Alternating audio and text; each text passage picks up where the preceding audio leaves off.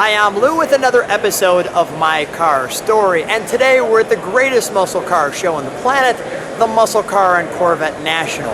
I'm with Joe. Joe, nice to see you. What's your last name? Hilger, Joe Hilger. And I'm with Larry. Larry, what's your last name? Griffith. And Larry, you've been the driver of this car since what year? Well, I was only the driver of this car in 1968 when it was new, 1969, 1970, and then for a short period of time in 1973 I raced the car, and that was the end of my story with the car. But the car has a great story that just keeps going. Well, tell me the great, well, you know, let's hear the great story, but let's go right to our featured attractions. So guys, come right alongside me. Come right along this way. Larry, come right on this side. Okay. There we go. Now tell me, Joe, this is your car. Tell me what you've purchased. Well, in 1968 I was at a drag strip in Wichita, Kansas, But and just I tell saw me what it these. is. It's a 1968 what? 1968 Hemi Dodge Dart super stock car, built special for drag racing. So why did you feel you needed a drag car? Well, in 1968, I was at a drag strip in Wichita, Kansas. I saw these 426 Hemis come out, super stockers, and I always wanted one. But it took me a while to get one, and Now, I was lucky. Yeah, I was lucky. There's only 80 of them, right? Right. How many of these do you think still survive according to the register? You know, I don't have that. You know, I've heard 40. Larry, do you know? I don't know the true number. I would say probably half of them have survived, but the thing that gets these cars going is there are hundreds of what we call clones or recreations of this car. So if you see one, it might not be real, but it doesn't matter because it represents what the car is. Okay, so, but this is real. This one is real. This is the real deal. Now the real LO23. Say that one more time. LO23. LO23. Okay. So this is cut out. Clearly. Chrysler did that. What's that? Chrysler did that. Chrysler actually cut that out so we could put these big slicks on this car without any trouble. And this lifts the wheels. It will pull the front wheels off the ground when the diesel. And when you were driving it and you were lifting the wheels, how was that feeling? The feeling that the more you lifted the wheels, the better the run felt to me. Yeah. So yeah, if the wheels came way up, that was a real good run. Okay. So it was all on the line. Very good. All right, let me show the back of this car. So this would be kind of similar to at the time, you know, the current Dodge Drag Pack or something like that. A car that, okay, there's just a. When they came out with the drag packs, that was the first car made since these. So in 2009, when they built the drag pack cars, and when they came out in 69 or 2009, I had to have one, so I got one. So only made 50 of those, right? Well, they actually made 100 of those cars, and fortunately, I got the number 2 car. The number 2 car. So they had wonderful memories, and they said, we got to give Larry one. Well, I guess, well, they gave Don Garlitz the first one, so. All right, well, we won't talk about that. All right.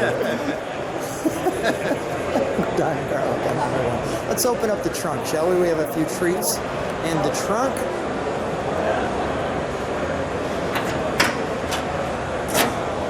Okay, we got lots of treats in the trunk. So first, we'll start right at the top. We've got exactly what it will be titled, the 68 Dodge Superstock Hemi Dart. Now there was also a Barracuda that was a Superstock. Matter of fact, we videoed that one. You can take a look at that video as well, in case you're wanting to see another Superstock. My Car Story with Lou Superstock should get you there. But here's the details to the car. And of course, I'm not gonna, I'll let you pause on those. But I want to show you this car's had some transition to it. So here's Larry in 68, right? It's actually a Dodge photo that was used in public relations in 1968. Just like so. There's the Dodge photo showing Larry. And then the car transitioned. Now, how did this happen, Larry, that they all of a sudden gave you 71 parts? Well, that's 1970 right there. And This one? Right. Okay. What it was, Chrysler had decided to run with the new NHRA Pro Stock cars. Yeah. Which we had been running heads up and doing our head racing with all heads up racing way prior to that. And we started that in '65, racing in the Midwest here, and it just continued on. But in 1970, Chrysler said, well, just take your car and make it into a 1970 Dodge Dart. So that way we can get a lot more of these Pro Stock cars out there. So they made their money go a long, long way. Okay. And then, Joe, when you purchased the car, it looked like this. Right. In about What year was that? About 2002, I found a car that was at Mopar Nationals. It took me a little while to buy the car. Probably 2003. Yeah. I buy a LO23 that I'd kind of been looking for all this time. What was the feeling And, when you finally got your car? Oh, I was in awe. What By the way, what the congratulations previous on hitting your goal. Yeah, the previous owner knew it was a race car, and he loved black paint, and it was a beautiful paint job, and I kept it that way for a little while, but I kept wanting to do the research further and further back, and then I met Larry Griffith, and we decided in 2007 to You take brought it it back. We brought it back. So there's the 68, Yep. And there's here's the 68 again in the color it's that we raced in. 2018. And Larry, you were a little barn burner, according to these little stats here. Well, Tell me, now we had a little talk beforehand. I said, how did it feel beating all those guys? And you gave me a great quote. What'd you say? well, it's a lot better than losing to all those guys, but sometimes you had to pull things out of your hat to win in those days. And this is just one of the stories here as you read these that, how we did some of this. In other words, we weren't always the fastest car. I mean, generally we were right there, but sometimes you just had to pull something out of the hat to win. So I was very fortunate to win a lot of races just because I had the determination. I didn't want to lose. It's a great lesson there. I didn't want to lose. All right, we're gonna I'm gonna go to the interior while I do that. If we could shut the trunk, and we'll actually power it up. You want to talk about any, like the battery in the trunk or anything? Yeah, we could talk about that. Larry, you want to explain? I mean, that's a weight transfer. Right, these cars had to weigh so much when they were manufactured for shipping weight. So Chrysler put the battery in the trunk, and rather than put the normal 35-pound battery in it, they put a 100-pound battery back there. So it loaded the chassis better, made the car hook up better, and had the weight on the rear wheel. So that was a great asset to it. Yeah. Of course, there's no heater, there's no power steering, no power brake, all of that.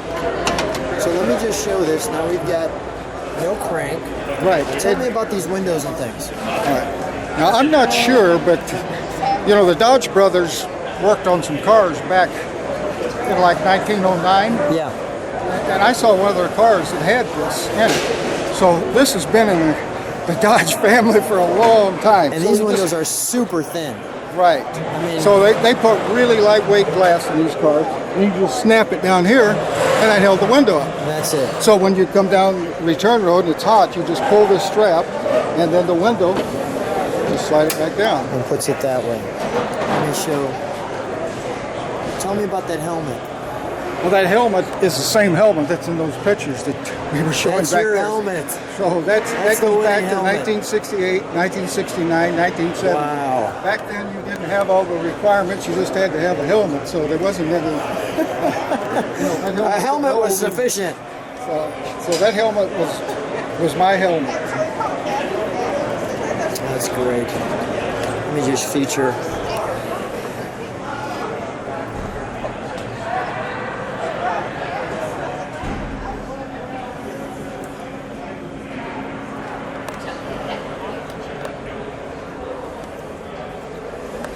probably saw the radio delete plate, Yep. no mirrors. No, nothing. What's the red button for? Oh, that light, we needed an indicator for the brake, so that the electric brake. See, these have no emergency brakes on them. That's all stripped off. So. Okay. Let's take a look under the hood. Let's take that hood out, shall we? Ken?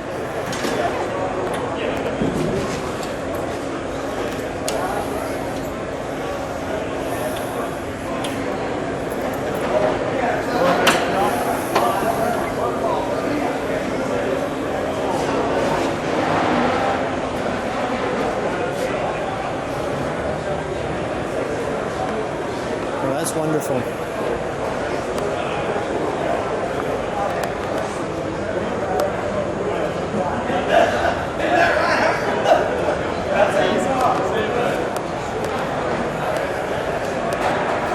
Wonderful, isn't it?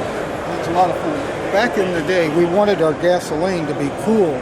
So this, actually, we put ice in this. Is that right? Okay, so that's called the cool can. So you see your gas coming up from the fuel pump. And it goes over here, it goes to the carburetor. Well, this gas is cooled. So you get cool gas going into the... One of your tricks. But the cool cans have got these numbers on them here. And this was the sequence when we would set the valves on the motor. This is how we left the pin on it. So you put it on top dead center, and you set number 2 and number 7 intake, and then number 4 and number 8 exhaust. Yeah. And then you turn it 180 degrees, and then set number 1 cylinder, number 8. So that was for guys that might not remember. It was always on the cool can. And if you look at other cars, this is a trait that it didn't come with the cool can. It was just something all the drag racers just seemed to do. Especially the Chrysler. Anything else I need to know? Like when you look Well, at this. these were mechanical drive tacks, and Chrysler put this distributor in here. It was made by Prestolite. It had real high RPM points designed, so this was capable of turning 8,000 RPMs. It was very stable. Wow. So it was a mechanical tack. This motor will turn 8,000 RPM. Oh yeah. Oh yeah. Oh yeah, with a smile. Oh, okay. Speaking of turning it, let's turn it over, shall we? Okay.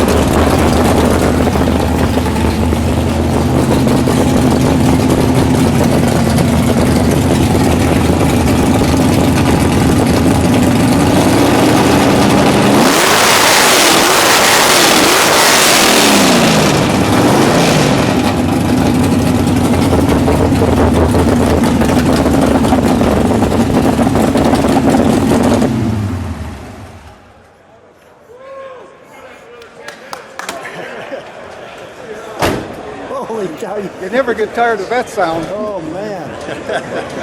By the way, that's Larry's wife right there. She loves it.